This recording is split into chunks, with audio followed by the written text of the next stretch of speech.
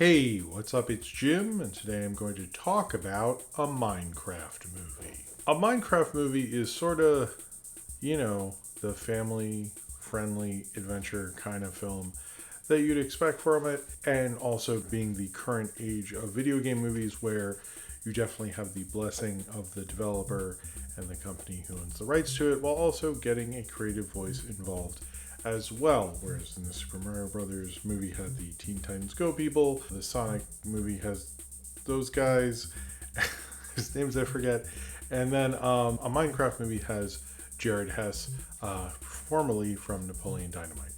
And I think it's a better marriage than what we were seeing in the, like, about 10 years ago when you had the World of Warcraft movie and stuff like that, which were heavily, you can tell, controlled by the developers, and you kind of just didn't have much soul to it. This sort of works, it's sort of like art and commerce meet each other halfway, I guess. Look, I've never played this game. So I guess I sort of did once, kind of. My daughter played it a few times. I might be being generous about that. I know my niece has played it a lot, but it's if you have an issue with that, I will leave a comment. I'll write it myself. Says this guy fucking sucks, and you can just like that comment. You don't need to go on about how I should have played the games. Don't trust my opinion. You can just like that. I'll help you out. You don't even need to leave a comment. You can just like that. Anyway, I came into this movie basically to see it with my kids because I was kind of like, I don't really think seeing this without them seems like a dumb idea to me, and I wanted to see this with them and enjoy it with them. And that's kind of, I think, the guys that you need to look at this movie. This movie is not necessarily for me, but also sort of is based on some of the pop culture references and stuff that are not Minecraft ones. Much like the Sonic movies make a lot of references to things like 80s metal and stuff that I guarantee you kids born in the 2010s and 2020s will not get as much as I would. I came into this knowing it's a fun family big studio movie, and that's, my kids had a good time. They were very excited. My son sat in the recliner with his face like this at the edge of, like, I guess it's the end of the where you usually put your feet like this. Like, my daughter said Jack Black was the greatest actor of all time. They had a wonderful time. They've said chicken jockey a bunch of times, even though nobody shouted in the theater. They just, I think by osmosis, everyone knows chicken jockey's it. It's basically an adventure where they find a cube, they go into the Minecraft world, and they try to stop these evil guys from stopping all creativity, from halting all creativity in the wonderness of the Minecraft world. This very much reminds me, Jared Hess, who, Napoleon Dynamite was this huge cultural thing.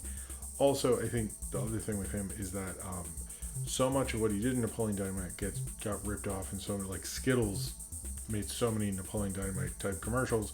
This movie reminds me of those Skittle ads. I don't think he directed those Skittles commercials, but he might as well have. There's like a whole wave after Napoleon Dynamite. There were so many ads that were just doing Napoleon Dynamite, and honestly made that film feel immediately insanely influential on culture because there's so many like rip-off things and ads and stuff. And this feels like those in a sense. It feels like his style. There's tater tots involved. I thought that was just a Napoleon Dynamite thing. I didn't know that was like a thing he had in other movies, so that was entertaining.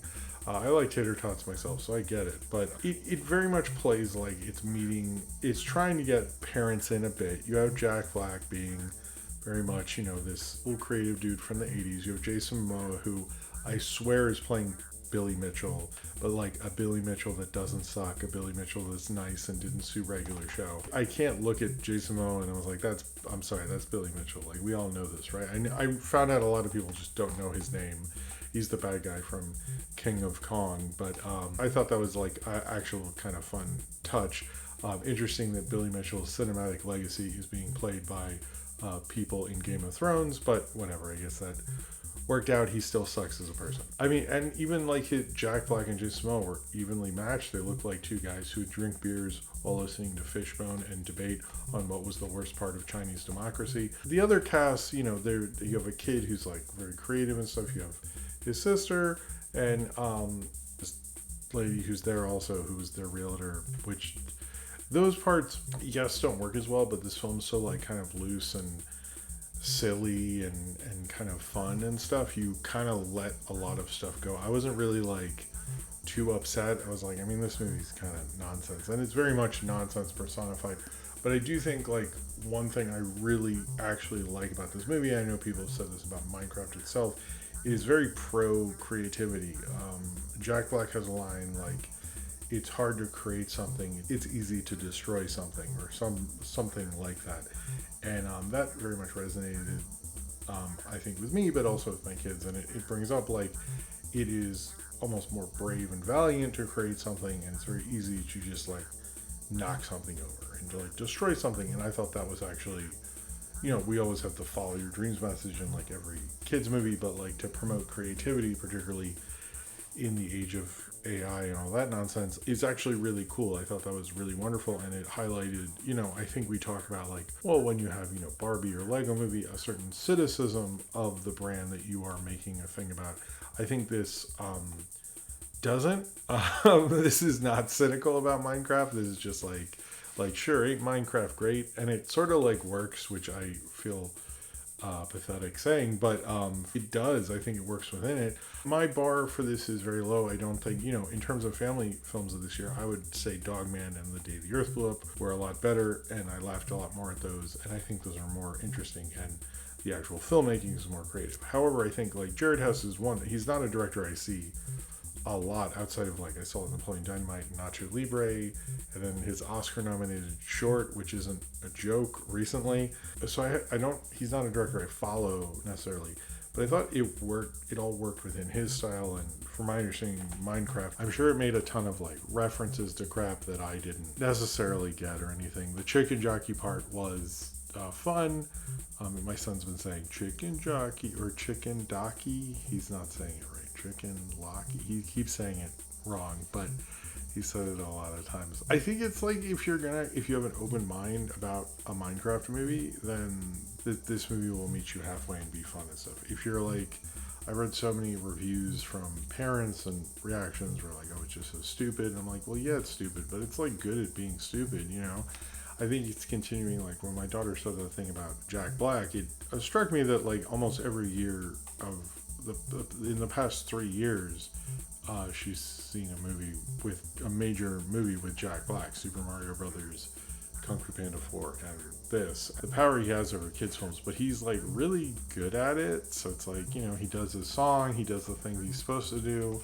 I can't believe he's like the video game movie guy now. The two highest grossing video game movies are with him. Is he gonna play the robot Sonic in Sonic 4 or something? Like he's just like always in these things, but it like sort of works. I heard they wanted to have Matt Berry, and I kind of think I have no clue how that would be a different movie, I think, than what we like actually got. I'm like sort of fine with this. It's like not one of my favorites of the year. I knew what I was getting into, and I honestly think a lot of these do what successfully what Super Mario did as well is like sell the game to young kids. If tobacco could make movies like this, they 100% would, but that's like illegal. But as long as it's legal for video games to do that, they can, and they can indoctrinate your kids and stuff into like, you make it into a pop culture moment, and then they're like, oh, I'm more open to Mario or Minecraft or whatever, and I think it works out for them. That's why I have a Switch, is because of the Mario movie.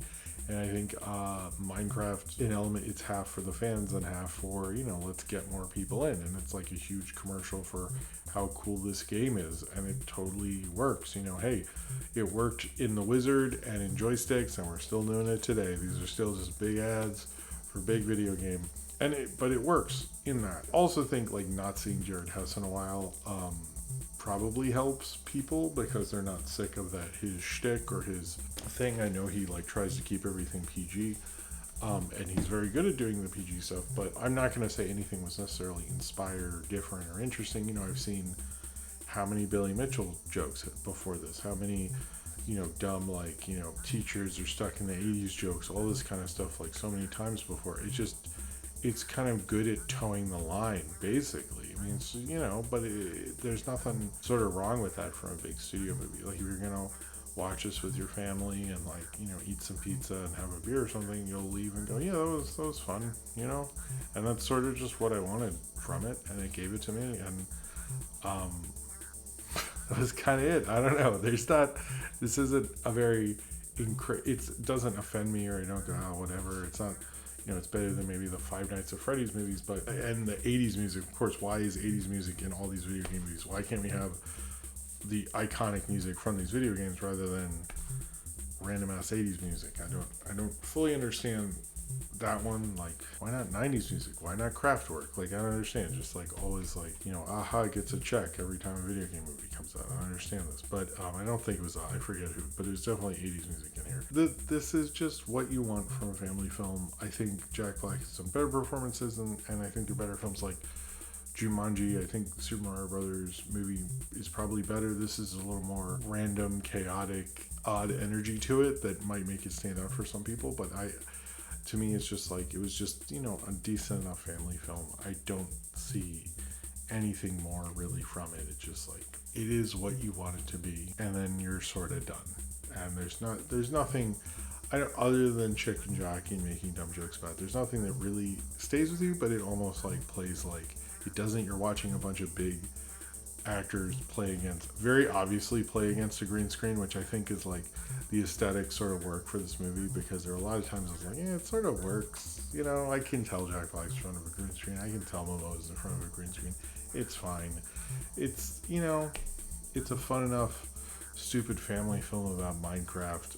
I'm not exactly sure what anyone thought it was going to be other than this. If you can't get down with the Chick and Jockey, you probably lost more than you think you're losing by watching this movie. Sometimes you just gotta just chill with some junk, and this is very good at being junk to chill with. So if you've seen a Minecraft movie and you'd like to talk about it, then comment below in the comments and subscribe if you would like to. I hope another one's like another Minecraft movie, or this is a Minecraft movie. Maybe the next one can be the Minecraft movie. That'd be fun. They probably won't do it.